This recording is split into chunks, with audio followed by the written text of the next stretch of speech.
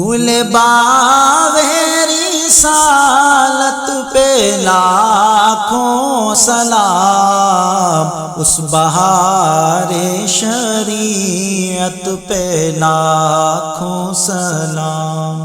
السلام علیکم ورحمۃ اللہ تعالی وبرکاتہ۔ المستغاث الی حضرت اللہ تعالی الصلاۃ والسلام علیک یا سیدی یا رسول اللہ صلی اللہ تعالی علیہ وسلم۔ معزز و مکرم سامعین و ناظرین اکرام، یوم عرفہ یعنی 9 ذی الحجہ یہ وہ مبارک دن ہے کہ جسے بہت بڑی فضیلت حاصل ہے اور یہ عظیم دن مانا گیا ہے تاریخ اسلام میں۔ مجمع الزوائد کتاب الصیام میں یہ حدیث مبارکہ ہے۔ ام المؤمنین حضرت سیدتنا عائشہ صدیقہ رضی اللہ تعالی عنہا فرماتی ہیں کہ رسول اللہ صلی اللہ تعالی علیہ وسلم عرفے کے روزے کو 1000 دن کے برابر شمار کرتے تھے۔ سبحان اللہ۔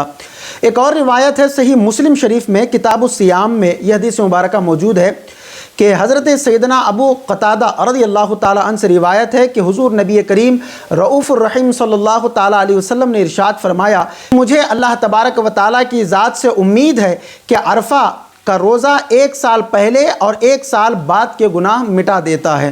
ان تمام احادیث طیبہ سے یہ بات معلوم ہوئی کہ یوم عرفہ کا دن یہ بہت ہی عظمت والا برکت والا دن ہے۔ اس دن اللہ تبارک و تعالی آسمان کے دروازوں کو کھول دیتا ہے، رحمت کے دروازوں کو کھول دیتا ہے، برکت کے دروازوں کو کھول دیتا ہے، اور جو بندہ مومن یوم عرفہ یعنی 9 ذی الحجہ کہ دن اور رات کو کثرت سے اللہ تبارک و تعالیٰ کے حضور عبادت کرتا ہے، ریاضت کرتا ہے، مجاہدہ کرتا ہے، اللہ تبارک و تعالیٰ اس کی عبادتوں کو بھی قبول فرماتا ہے اور بے شمار رحمتیں اور برکتیں جو ہے نا اسے عطا فرماتا ہے۔ جیسے کہ رسول اللہ صلی اللہ علیہ وسلم نے خود ارشاد فرمایا کہ عرفے کے دن کا جو روزہ ہے وہ 1000 دن کے برابر ہے۔ اللہ تبارک و تعالیٰ یہ دن سب کو نصیب فرمائے، اور جس کو بھی یہ دن نصیب ہو اس دن وہ روزہ ضرور رکھے، اس لیے کہ اس دن کے روزے کی بہت بڑی فضیلت دیگر احادیث طیبہ میں بھی وارد ہوئی ہے۔ تو یوم عرفہ کا روزہ ضرور رکھیں، اپنے دوست احباب کو بھی جو ہے نا بتائیں، اور اس دن کثرت سے اللہ کے حضور عبادت کریں۔ اللہ تبارک و تعالیٰ سے دعا ہے کہ ہمیں کہنے سننے سے زیادہ عمل صالح کرنے کی توفیق عطا فرمائے۔